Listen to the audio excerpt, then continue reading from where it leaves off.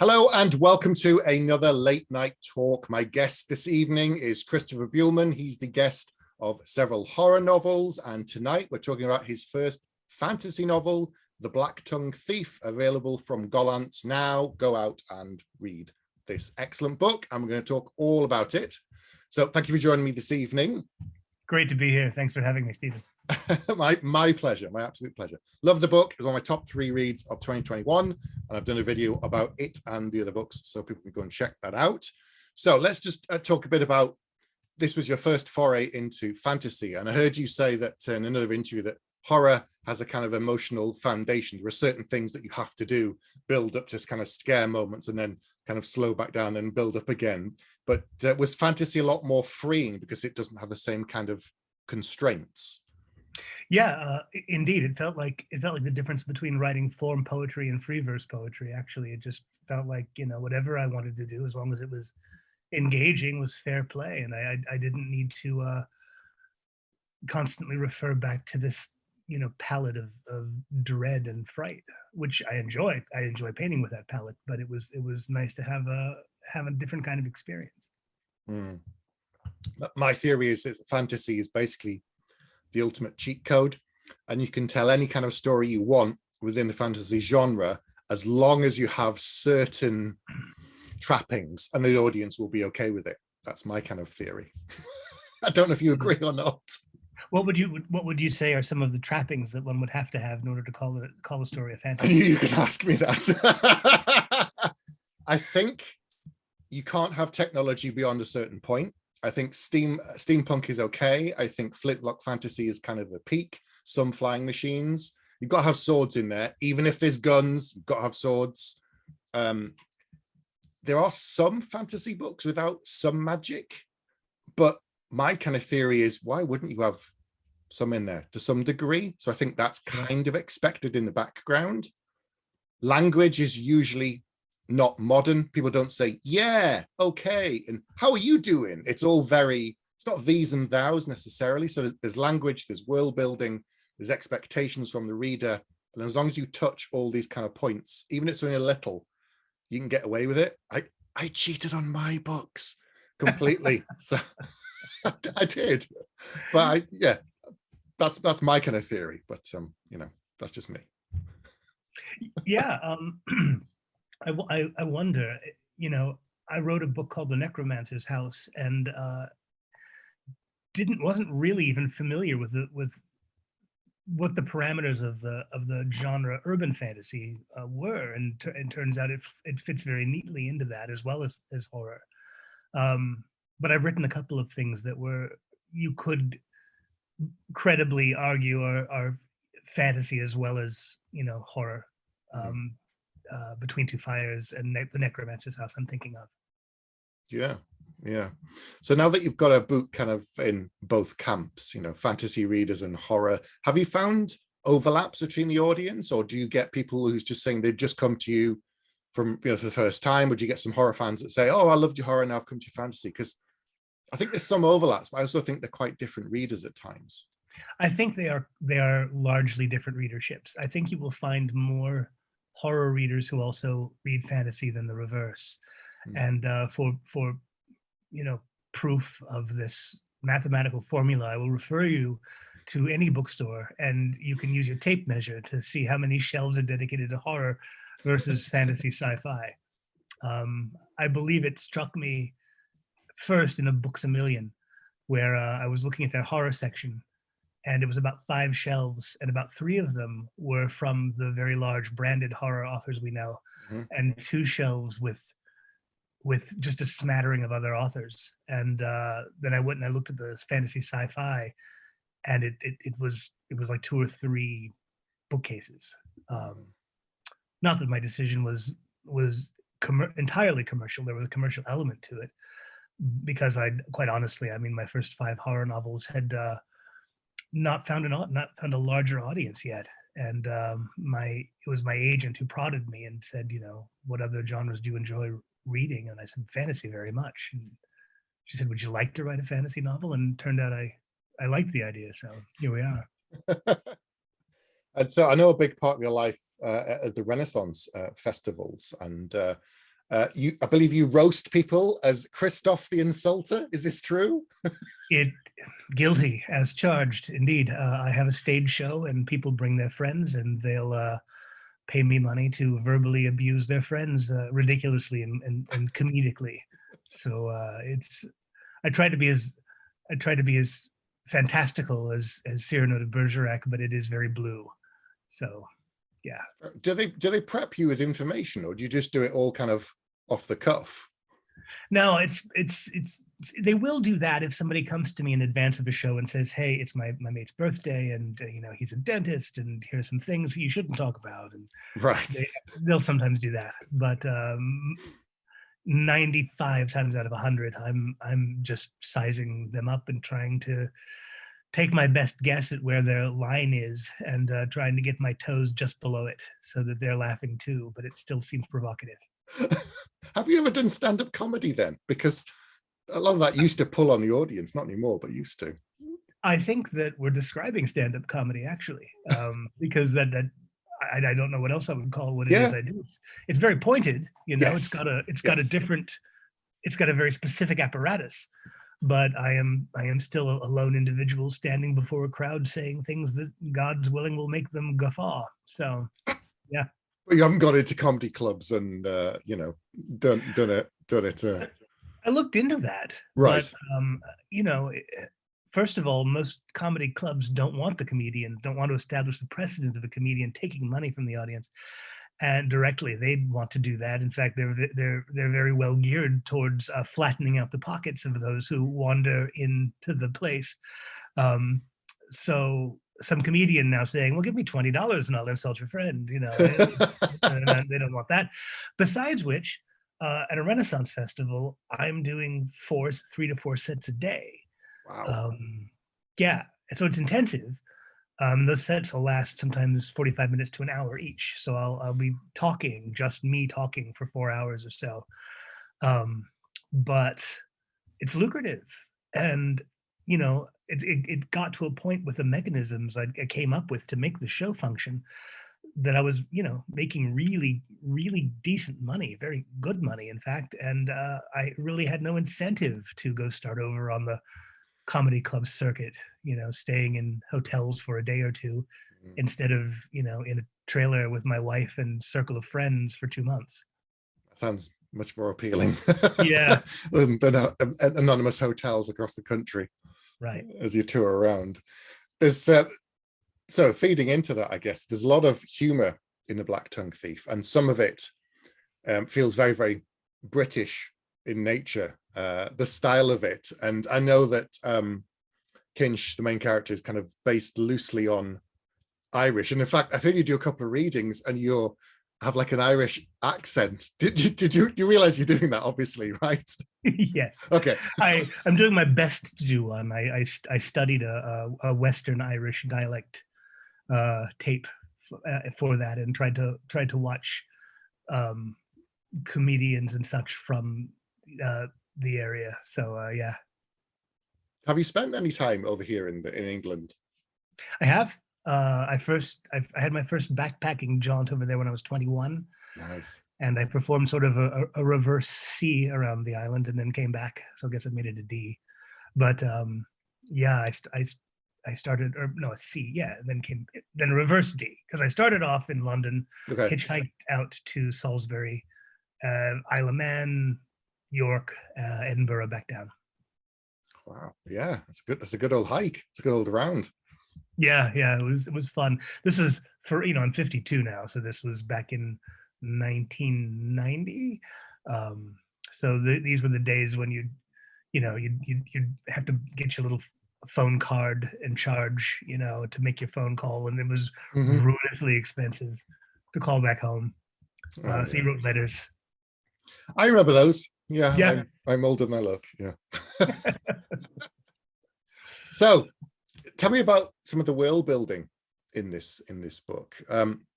I know that some of the countries are based upon different places. Is that where you started when you were creating the whole thing, or did you draw a map and then start playing around with it? Well, yeah, I love maps. As I was when I was a teenager, I would play role-playing games and all that, and I loved coming up with worlds back then.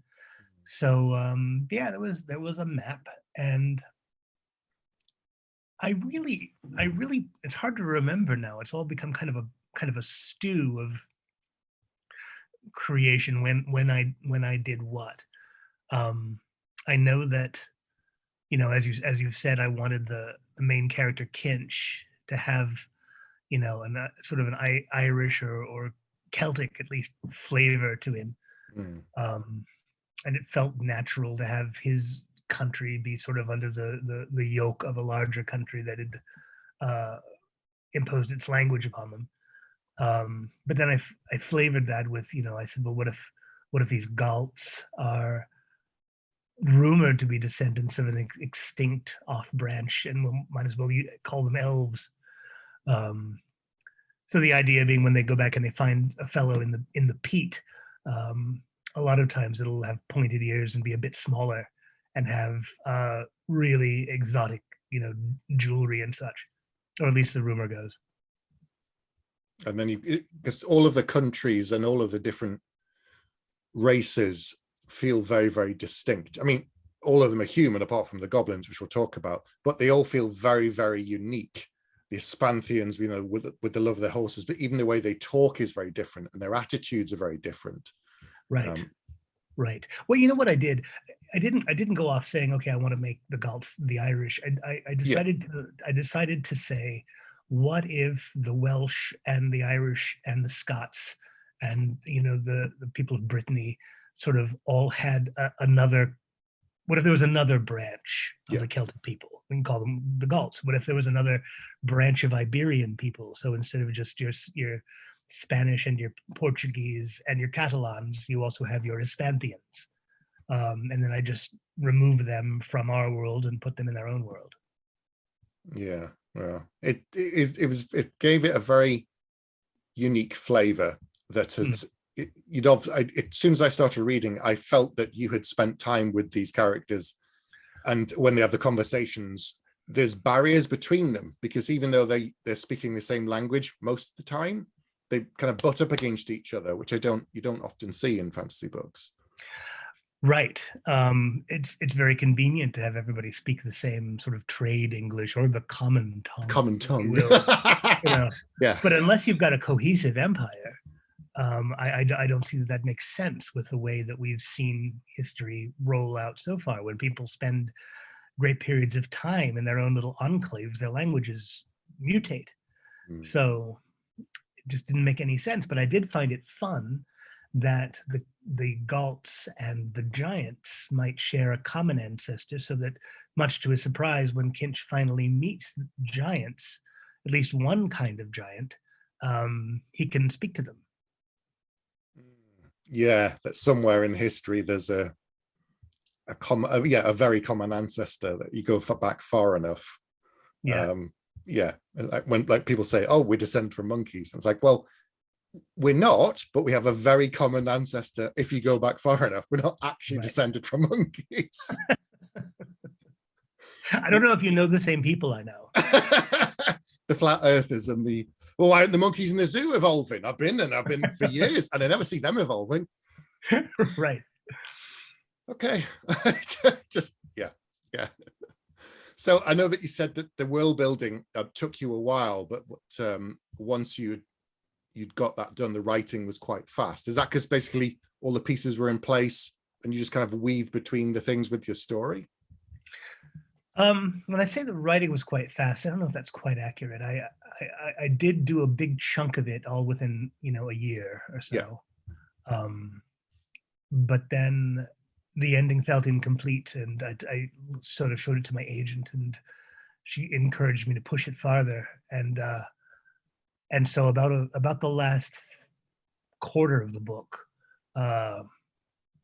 getting to Rava and all that came in that second chunk, but that second chunk happened all in just a couple of months. Oh, wow. So it did go quickly. And quite candidly, I'm finding that the sequel is not going so quickly, but between the world being on fire and everything else, it's not going quickly at all. So going, but I keep stopping to have to invent things because I've got a whole different civilization we're dealing with beyond the Thrall Mountains now. So, yeah. Yeah, people love a good map. They love being able to trace where you're going and see across the different countries. And Right. yeah, I'm glad you put a map in, because I just know if you don't, you'll get people emailing you asking for one. Yes, absolutely true. And Not me, but other and people have asked me. So sure. And I was very lucky at Tor. They had the great Tim Paul working for them, so he's the map. so one of the aspects I know that you started when you were building this world was the idea of it being a dystopia. Can you talk a bit about that? Yeah. Well, one of the things I knew that I wanted to use some familiar tropes in fantasy. The thief, character, the quest, magic. But I wanted to do something very different and fresh. And I sort of thought of the trope of the man on horseback. And I thought, how do I get away from that? What can we do that's different? And we'll get rid of men and horses. So you've got these tremendous goblin wars that happened over a span of about 30 or 35 years in 3 successive waves. And the first one didn't go so badly because we had sort of, armored mounted cavalry, and they aren't very large, and this proved to be too much for them. But they're very adaptive. And when they came back, they had cooked up via magic a plague to afflict the horses. It was called the stumbles. So horses got all but wiped out. And they came back in greater numbers. And we rapidly ran out of fighting men. Trained, your sort of elite knights and all this were rapidly gone through. And then next year on to regular foot soldiers, and next year on to calling farmers out of their crops. And then by the time you get to the Daughters' War, a bit later, you're up to calling everybody's daughters and wives and putting them under arms, because that's sort of the last demographic. Yeah. So we have a very different setup where there's traveling takes a long time. It's really hard. You have to rely on whether it's ships or just walking places, because that's it. I mean, you could sit on an ox, it'd be slightly faster, but it's still going to be a long journey. There's no shortcuts. No shortcuts. There's our main character, Kinch, waxes poetic about that at one point, talking about how the goblins had stolen our speed from us by taking horses away, and now the only ways that you can go quickly are by ship or falling, and both end in tears. There's a very poetic strand to the whole story, and to him. He feels, even though he's a thief, there's this a very much a kind of a bard aspect to him, with his stories and his songs and his poems and all of this. Yeah, he's a bit bardic, and he's just fair warning to any potential readers. He's also quite crass, and he's unapologetically so.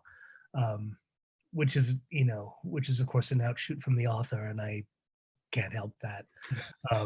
But just yesterday, I had about the best laugh I've had since we all caught COVID in the house.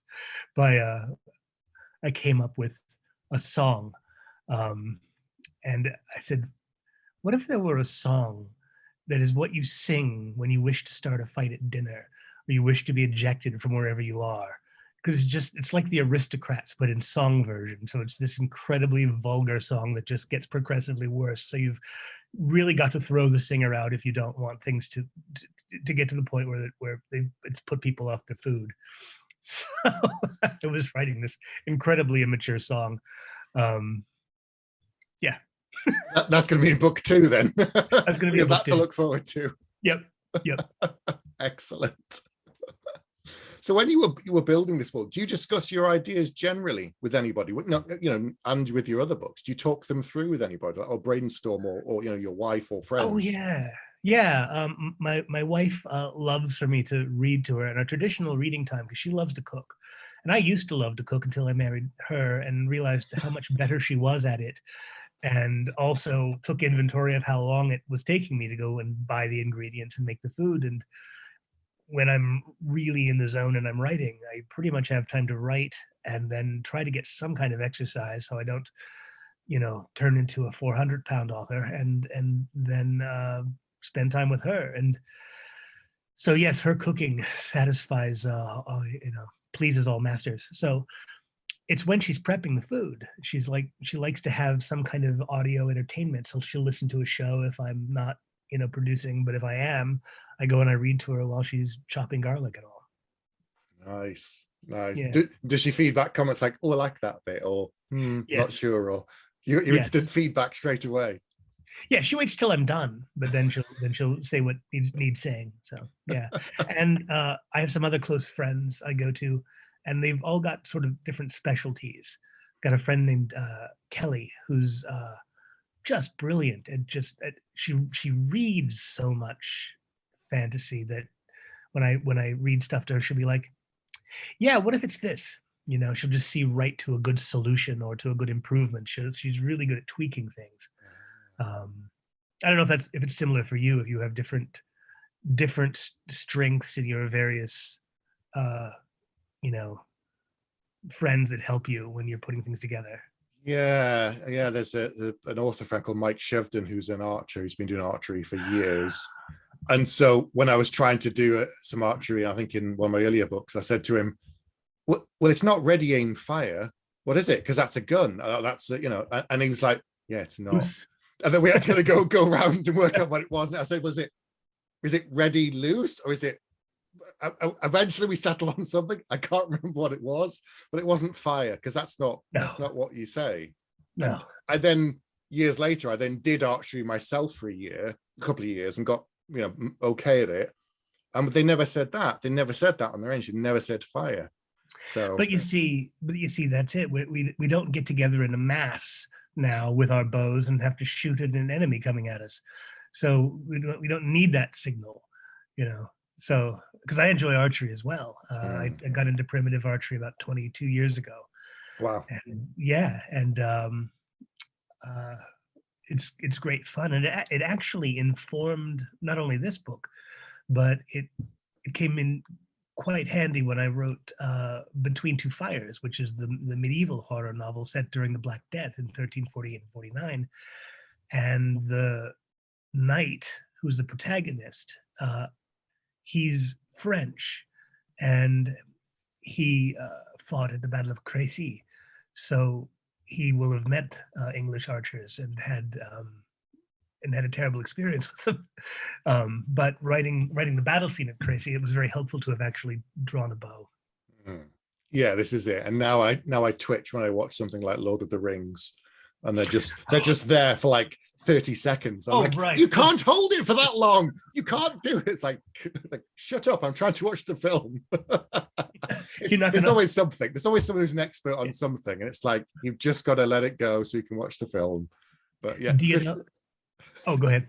I was to say, Christian Cameron, he's a weapons expert and he's a history expert. So if I'm not sure about something, I'll just email him and be like, is this right? Am I using this right?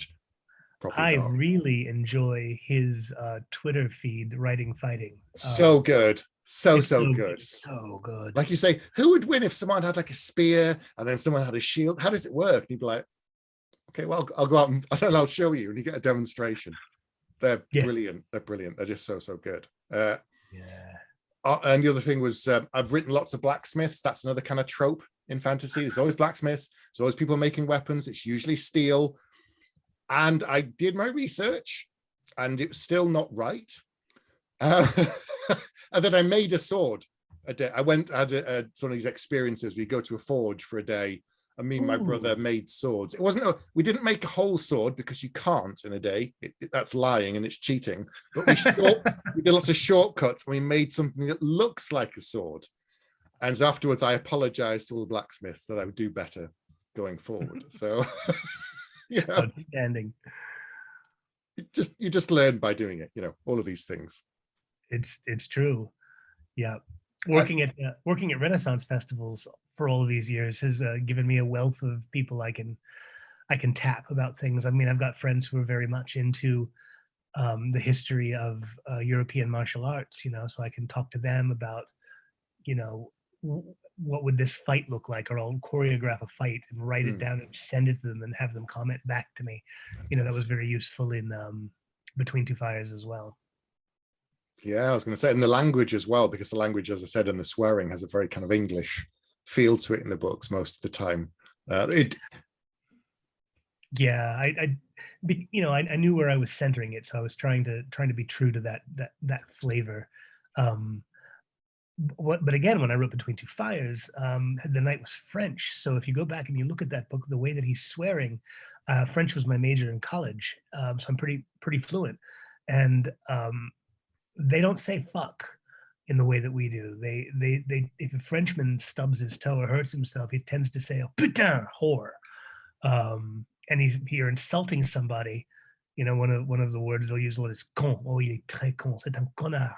And that's our cunt, basically. So when Tomas is swearing in Between Two Fires, you say, "Oh, this whoring person came over and said, oh, this cunting lot of them had to come over here and bother me." Yeah. Yes, very familiar. Yeah, you'd fit in here very well in England. No problems. Nobody would bat an eye. They'd be like, "Okay, that's okay." Yeah. Let's talk about the goblin. Sorry, go on. Oh, as much as that would be refreshing, because I really, it's very tedious meeting people who are uptight, and especially when it's coming from a religious bias of some sort. And it's just, there's a lot of them here. Well, it's popular. It's very popular. Yes. I was saying yes. I was thinking, the swearing is quite familiar to me. The fact that I think you're a secular humanist, that's also very familiar. There's a lot of Brits in that style, so right. You could come over here. You're fine. You'll be fine. Don't think I haven't thought about it. I'd like to say I've thought about going the other way, but too many guns, too many crazies with guns. So let's talk about goblins, because you've reinvented them. You made them something creepy and weird and different, but they're also asymmetrical, which I was like, can you talk about the design of them? Yeah. I wanted to approach goblins as sort of from a naturalistic standpoint. Like, what are they? It's not just, you sort of get the origin stories of orcs and all this from Tolkien, and they're just corrupted elves or corrupted humans or whatever. And goblins are quite their own thing. And I had this idea that there was this catastrophe in this world many years ago, like, 1,000, 1,500 years ago, and they call it the knock. And you get the idea it might have been like whatever catastrophe sort of leveled the board in the Mediterranean world. Sort of, they believe there was a huge tsunami event, maybe that's had its epicenter somewhere near Crete. And that may have been what sort of destroyed the Minoan Empire. So I thought, I'm using sort of that as the template. But I thought, what if too, there is the suspicion that it may have opened some kind of doorway, and you might have gotten goblins through somehow. So they're perhaps from some parallel realm, but they find enough of them find themselves here to start breeding. And go forward a few hundred years, and pretty soon they're cropping up in the old sort of formative foundational empire in this world is not Rome, it's called Kesh, and it looks a lot more like sort of India than Rome, because they talk about how in the old Kesh empire they had elephants and archers, and they were brilliant at maths and all this. So goblins, they are not just something you encounter, in a dungeon and kill with a spoon. They're a competing race, and not only are they're locked in a life and death struggle with humankind called kind in the book, to see who's going to dominate the world. And they would really like to see all of us domesticated and put on man farms as a food source. because we're delicious to them.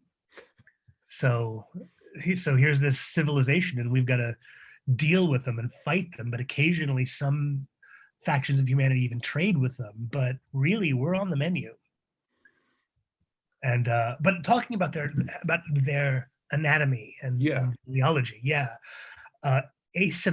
asymmetry was interesting to me. I liked the idea that they don't enjoy looking at, they are not made symmetrically, and they don't enjoy looking at things that are. So one of the characters mentions how a general had told him that their generals go down and knock the corners off buildings when they capture a human city, just to disrupt all the right angles, because they'll get headachy and sick from looking at too much of that. And if humans go into the goblin quarter, because there are a couple of cities that allow goblins to set up shop, namely not good cities, but sort of shit cities, like Grevitsa. It's a terrible city. You don't want to go there, unless you like lace and amber. That's about all we got going for it. But the goblin quarter can be very disturbing to be in, because of the way they're built.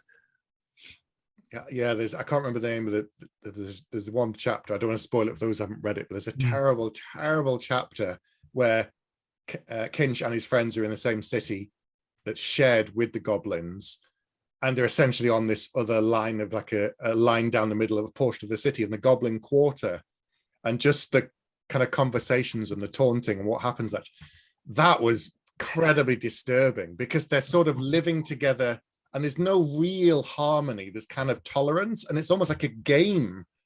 And yet they're this competing species that's living right next to them. And the people are like, that's just how they are. And I'm like, yeah, and there's money.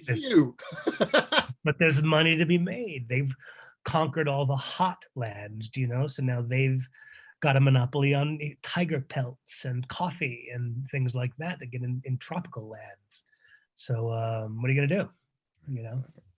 Commerce is king. Commerce is king.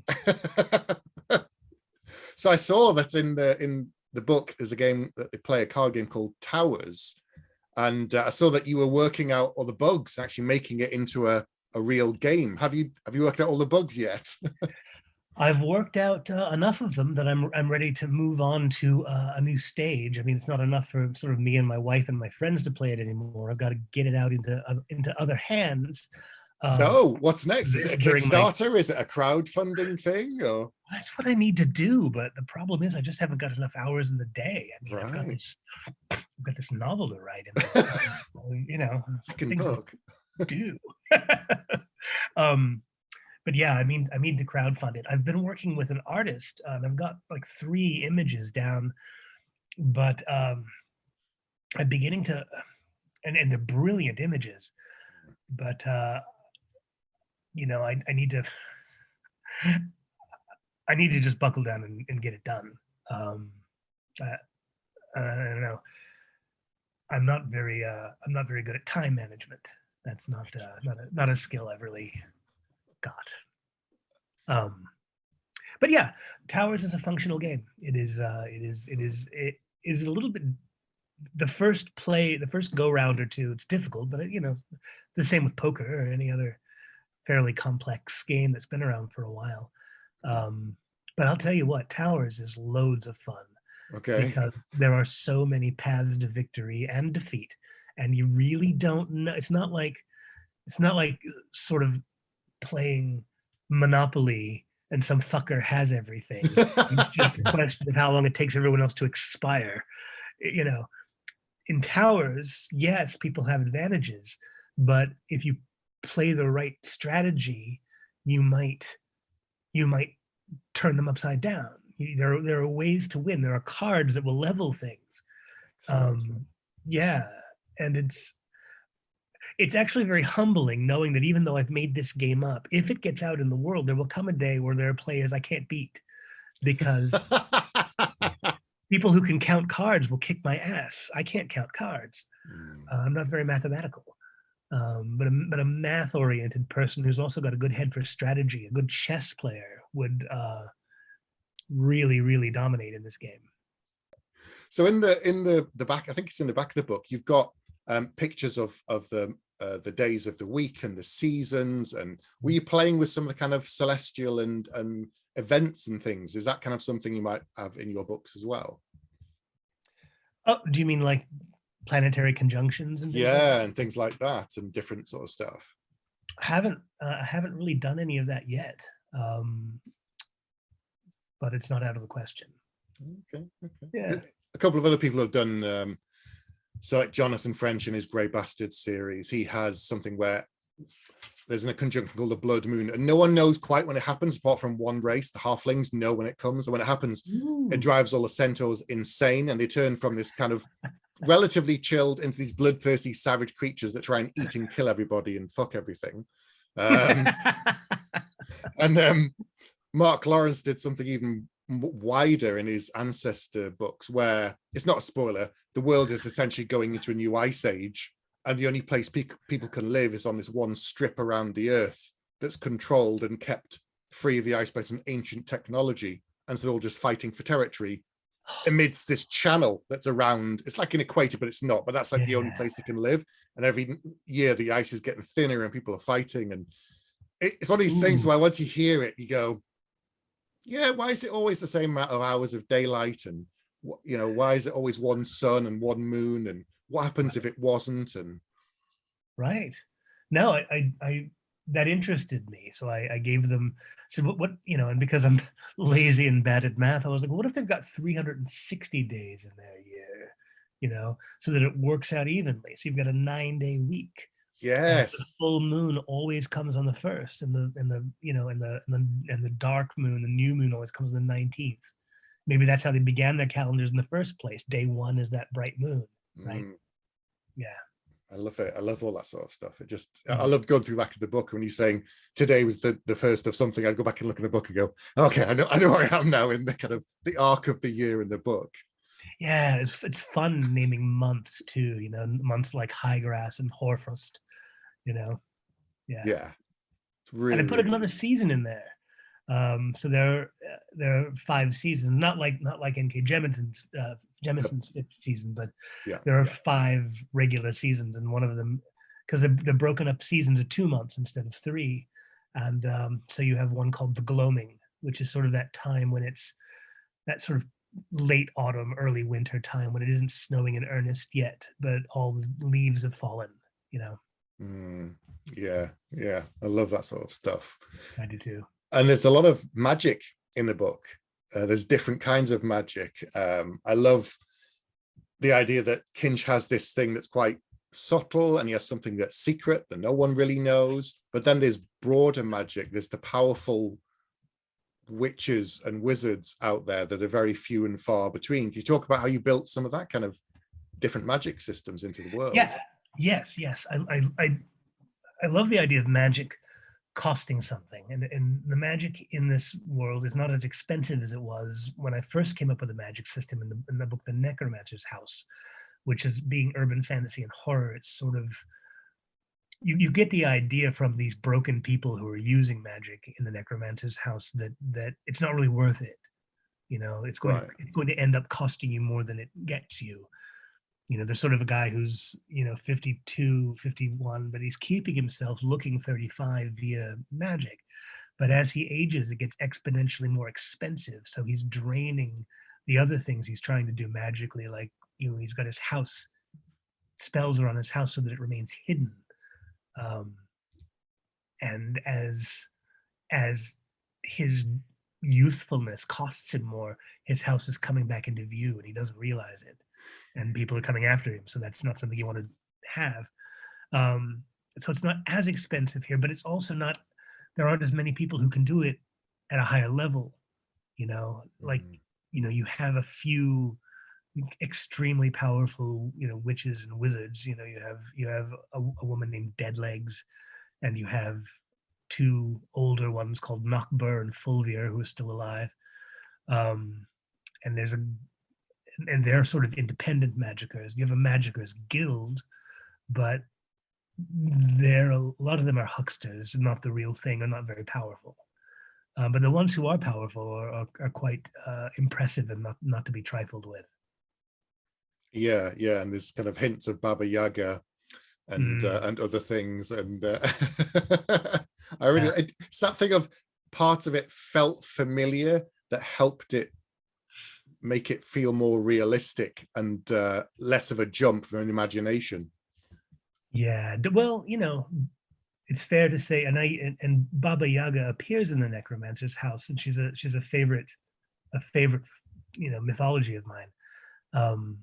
So I did indeed think of Deadlegs as a strange, skewed, otherworld cousin of hers. She doesn't live in a hut with chicken legs, and she's not really baking people in ovens, but she is one of these forces that could do you harm or good depending on her mood, and she can be quite frightening when roused. Yes.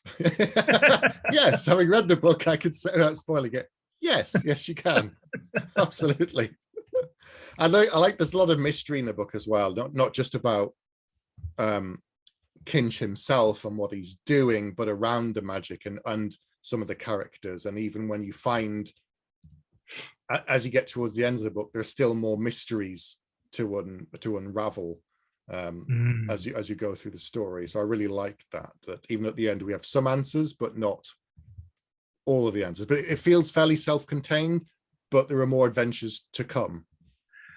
And that was what I was aiming for. I'm glad that's what you got from it, because I wanted to leave myself room to write more books, but I didn't want a reader to hit this point and feel unsatisfied with it. Yeah, I wanted it to be like, yeah, okay, I've got here. I can put this away for a couple of years until the next book comes out, and then pop back for a reread and get back in it. But and I also wanted it to be satisfying if somebody just likes to read the first book in a series, and I'm often guilty of that.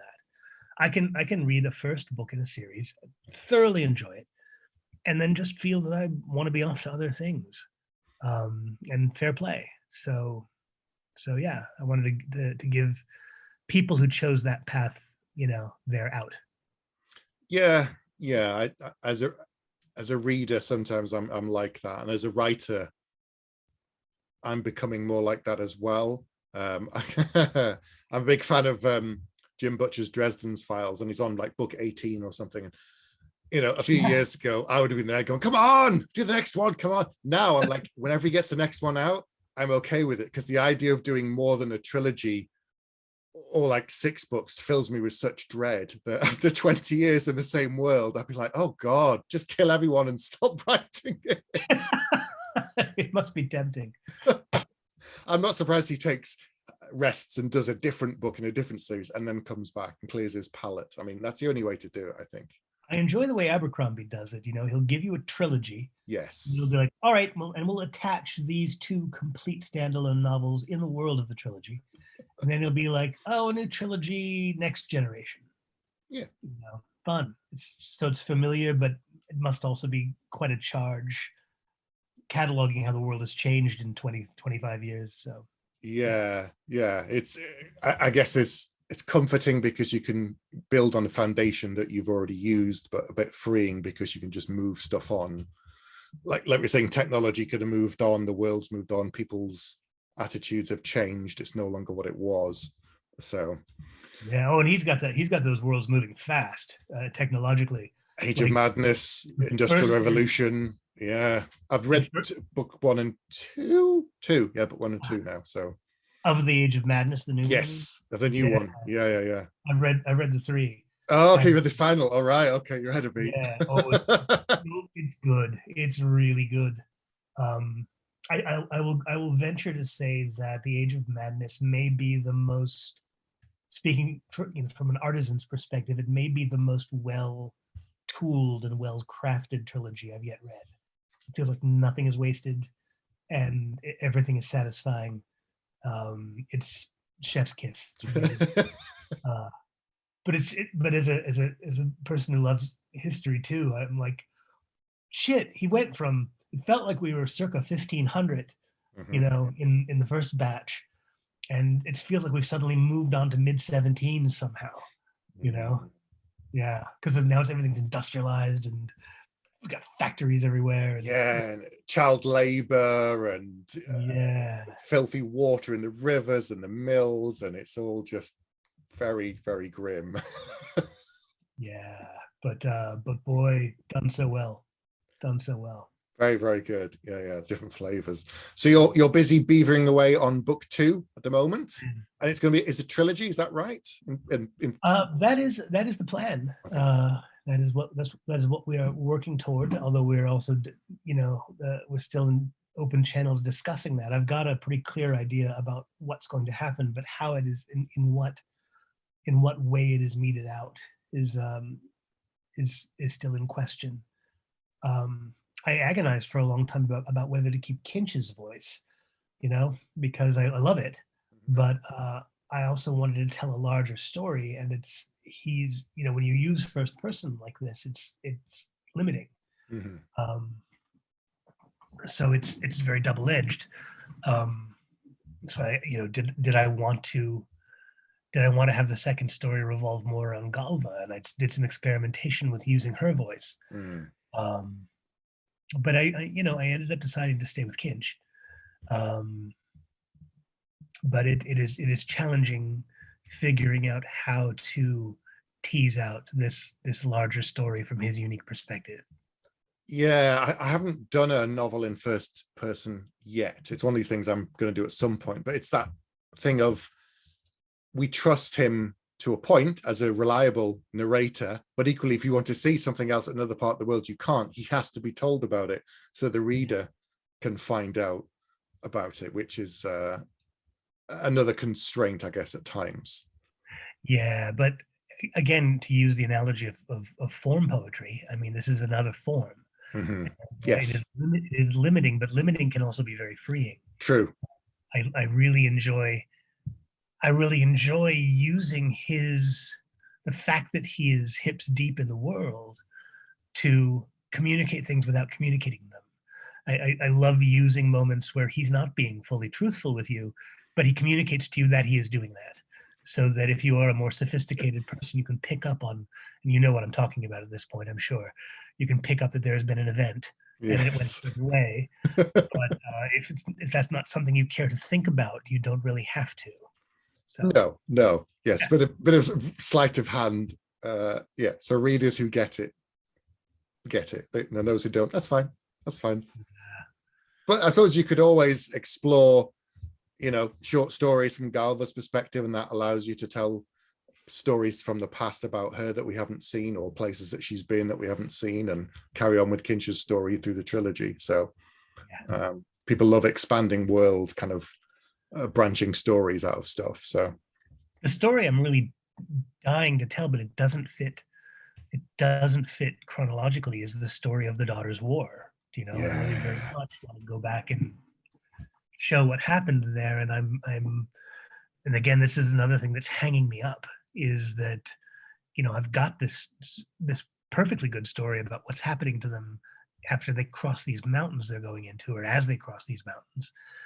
And it's lovely, but I'm inside, I'm just dying to, my mind keeps wandering back to, Orphe and Golte and the King's Doom, and how goblins really work, and what those fights looked like. And ravens, war ravens, get to see them in war against goblins. Yeah. Proper Daughters' War stuff. Yeah. Terrifying. Fantastic. Well, yeah. I'm looking forward to reading book 2 when you finish it, and maybe playing Towers one day. Who knows? That's what I'd like to do. Where in the UK do you live? I live near Birmingham. But, okay. But originally I'm from Newcastle. So. Oh, very good. Yeah, I've got a good friend from Newcastle on time. My friend Vicky. She's down in Falmouth in Cornwall now. Oh yeah. Yeah, but I went to go visit her. She stayed in Florida, where I was when she was 18 and I was 20. She was staying with her uncle. That's where we became friends. And I went to go visit her, and when I first backpacked, I went to go visit her up in Newcastle, and she took me to, oh my God, what's the little town where the Venerable Bede is buried? Right below it, there's a big church there, a big cathedral tower right below Newcastle, Cathedral Town. What, Durham? Durham, that's it. Okay. Yeah. Yes. Yeah. Well, that's awesome. Yeah. Well, where I live now is basically the Last Kingdom country. It's kind of between the two, because Bammenberg, where Uhtred is from, is Bamborough, which is up the coast from where I used to, from where I grew up, Newcastle, and Alnwick and Cornwall, Alnwick, Bamborough, Warkworth, Dunstanburgh, they're the big four ones. And where I am now, whenever they do something on the Last Kingdom, I'm sat there going, yeah, that's over there. Yeah, that's a bit over there. Are you close to Winchester? Yeah, not too far. Okay. And then they say things like, oh, the Battle of Tettenhall. I'm like, yeah, it's about 10 miles that way. And then they go, we went to Wyre Forest. I'm like, yes, down near Kidderminster. That's like 20 minutes drive down that way. I went there the other day. So I'm constantly going, I should do like a guided tour to the West Midlands through the lens of the Last Kingdom. Yeah, Vic took me to Winchester and was like, well, this used to be Wessex. And, it was a brilliant town. Loved it. Oh, so much history. It's just things like that. I love that. I love pulling on that. And then you weave that into the stories, and your world feels like it has that very much so through all the wars and the history that you built into it. It's fantastic. So, well, thank you for coming on. Thank you for telling me all about the Blacktongue Thief. I'll encourage everybody to check out links below. I got my copy from The Broken Binding. I got my signed version from there. So thank you very much. But thanks for talking to me, and we'll see you all again soon. Thank you, Stephen. Have a great day. Bye, everyone.